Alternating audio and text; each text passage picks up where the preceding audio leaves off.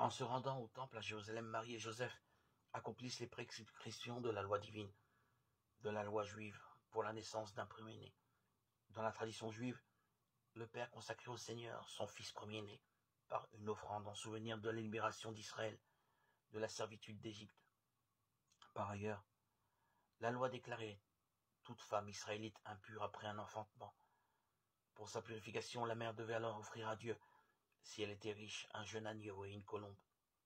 Des pauvres comme Marie et Joseph, la loi exigeait 2 colombes ou tourterelles.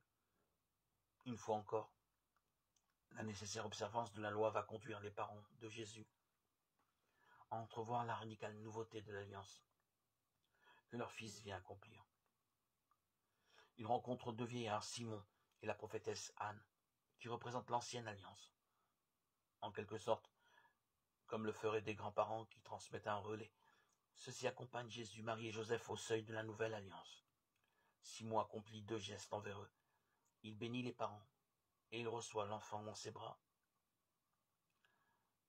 Bénédiction et accueil du don de Dieu. Voilà les attitudes que cette fête peut déployer en chacun de nous, afin que, comme Simon, nous ne vivions plus dans les temps passés, mais que nous envisagions l'avenir en paix. Maintenant, ô Maître souverain, tu peux laisser ton serviteur s'en aller, en paix selon ta parole. Car mes yeux ont vu le salut que tu préparais à la face des peuples, lumière qui se révèle aux nations, et donne gloire à ton peuple Israël. Cantique de Simon, Luc, chapitre 2.